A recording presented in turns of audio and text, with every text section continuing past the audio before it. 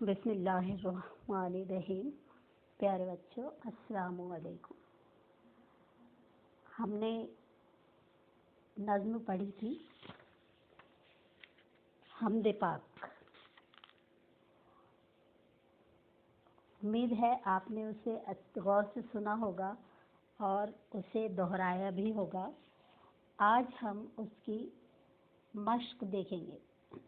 देखिए, आपको मश्क के लिए 200 पेजेस की लॉन्ग बुक खरीदनी है। उस लॉन्ग बुक में आप जिस तरह से पिछले साल सारा वर्क करते थे, उसी तरह से उसमें आपको इस बार भी वर्क करना है। पहले तो आप एक पेज राइट हैंड साइड से स्टार्ट करेंगे और एक पेज छोड़ देंगे। फिर उसके बाद जो अगला पेज होगा उस पर आपको जिस तरह से आप हमेशा लिखते हैं, अपना नाम, अपनी क्लास और अपना सब्जेक्ट, ये सब आपको उसमें लिखना है, अपना सेक्शन। फिर उसके बाद नया पेज लेंगे और उस पर आप हेडिंग डालेंगे हमदे पाक। और फिर अल्फाज और मानी जिस तरह से आप कॉलम बनाकर लिखते थे, उसी तरह से आपको कॉलम बनाकर लिखना है। कुछ बच्चे पिछले साल भी इस बात को फॉलो नहीं करते थे। उनसे बार बार कहा जाता था कि आप कॉलम बनाकर लिखिए, तो कॉलम बनाकर नहीं लिखते थे। लेकिन आपको पहले पेंसिल से मार्जिन डालनी है।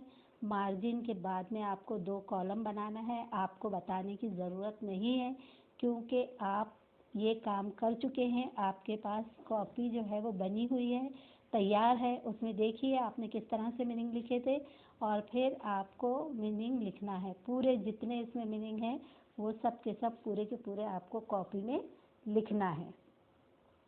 फिर उसके बाद आप नीचे देखेंगे, एक जुमले में जवाब लिखिए। एक जुमले में आपको जवाब देना है। पहले आप मार्जिन डालेंगे। मार्जिन डालने के बाद में सवाल नंबर 1 के लिए सिर्फ आप 1 लिखेंगे। फिर पहला सवाल उसमें आपको दिया हुआ है, ज़मीन और आसमान किसके हैं। देखिए, इसमें आपको दिया हुआ है ज़मीन और आसमान किसके हैं। हमें मालूम है ज़मीन और आसमान किसके हैं। ज़मीन और आसमान खुदा के हैं। हमको सिर्फ एक लफ्ज़ लिखना है, खुदा, और उसको अच्छी तरह से लिखना है, सही लिखना है। आपकी टेक्स्ट बुक में से देखकर आपको ये लफ्ज़ लिखना है, ज़मीन और आसमान किसकी जगह आपको क्या लिखना है, खुदा। किसकी जगह क्या लिखेंगे आप, खुदा।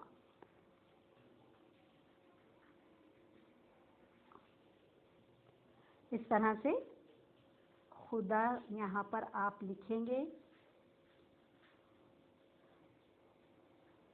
ठीक है। और फिर के भी आपको हटाना है, खुदा, सॉरी, के नहीं हटाना है, खुदा के हैं। ज़मीन और आसमान खुदा के हैं। हो गया ये। फिर इसके बाद जिस तरह से आप हमेशा जवाब मुकम्मल करने के बाद जिस तरह से आप हमेशा एक लाइन लीव करते थे और लाइन लीव करने के बाद उस लाइन पर आप पेंसिल से लाइन खींचते थे, याद है आपको या भूल गए। इस तरह से आप हमेशा एक लाइन लीव करके जवाब के बाद इस तरह से लाइन खींचते थे ना, ये आपकी मार्जिन है। और यहाँ पर आप इस तरह से लाइन खींचेंगे पेंसिल से। पेन का वर्क बिल्कुल नहीं चाहिए, आप मार्जिन पेन से नहीं डालेंगे। आप ये जो मार्जिन है इसको आप पेंसिल से डालेंगे और यहाँ पर जो आप लाइन खींच रहे हैं वो भी आप पेंसिल से ही खींचेंगे। तो चलिए, पहले सवाल का जवाब हो गया, ज़मीन और आसमान खुदा के हैं। दूसरा सवाल है, शायर ने किन चीज़ों को औराक कहा है। हम पढ़ चुके हैं किन चीज़ों को कहा है शायर ने औराक। ज़र्रों, वहाँ पर ज़र्रे लिखा है लेकिन हमको क्या लिखना है, जमा। ज़र्रों, तारों और बिखरे नज़ारों।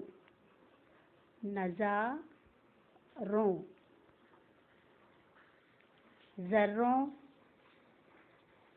ज़र्रों तारों और बिखरे नज़ारों को शायर ने क्या कहा है? औराक कहा है। ये आप नज़्म में देखिए, जब हमने आपको समझाया था उस वक्त आप उसको भी ऑन करके अच्छे से देख लेना, उसके बाद आप इसको लिखना। शायर ने ज़र्रों तारों और नज़ारों को क्या कहा है? औराक कहा है। ज़र्रों तारों नज़ारों को औराक कहा है। ये हो गया आपका जवाब नंबर 2। फिर उसी तरह से जिस तरह से आपने पहले एक लाइन लीप की थी, तो उसी तरह एक लाइन लीप करेंगे और उस लाइन पर पेंसिल से इस तरह आप लाइन खींचेंगे। ये हो गए आपका ये जवाब नंबर 2 के बाद। फिर आपका है जवाब नंबर 3। ज़मीन से फलक तक किसके जलवे अयां हैं? ज़मीन से फलक तक किसके जलवे अयां हैं? किसके जलवे अयां हैं? खुदा के। ये यहाँ से जवाब शुरू होगा। ज़मीन से फलक तक किसकी जगह क्या आ जाएगा? खुदा। किसकी जगह क्या आ जाएगा? खुदा। खुदा के जलवे अयां हैं। ज़मीन से फलक तक खुदा के जलवे अयां है। ये हो गया आपका जवाब नंबर 3। ठीक है। फिर उसके बाद आपको अगले सवाल की तरफ आना है। अगला सवाल है, शायर ने आदमी के दिल को क्या कहा है? शायर ने आदमी के दिल को क्या कहा है? शायर ने आदमी के दिल को, ये क्या हट जाएगा उसकी जगह आएगा, क्या हट जाएगा उसकी जगह आएगा खुदा का घर कहा है। शायर ने आदमी के दिल को खुदा का घर कहा है। फिर उसके बाद इसी तरह से आप लाइन खींचेंगे जवाब मुकम्मल होने के बाद। फिर आपका अगला सवाल, सवाल नंबर 5। खुदा का राज़दां कौन है? खुदा का राज़दां कौन है?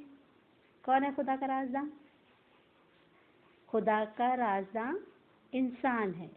खुदा का राज़दां इंसान है। चलिए फिर उसके बाद अगला सवाल देखते हैं। अगला सवाल है,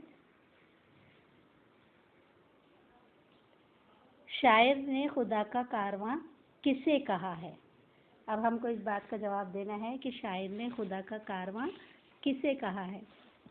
लोगों की मौत और हयात के सिलसिले को शायर ने खुदा का कारवां कहा है। तो क्या लिखेंगे आप? पहले लिखेंगे लोगों।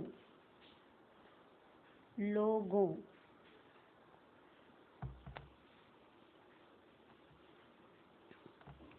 लोगों की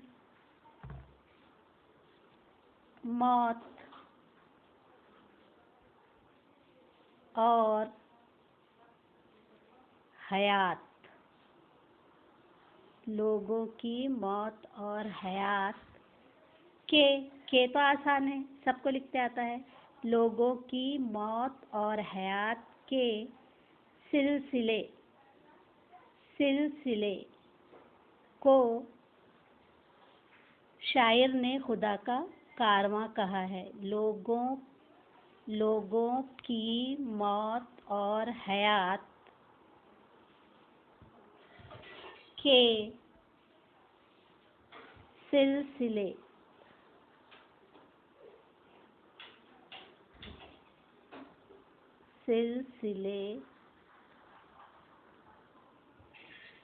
को शायर ने खुदा का कारवां कहा है।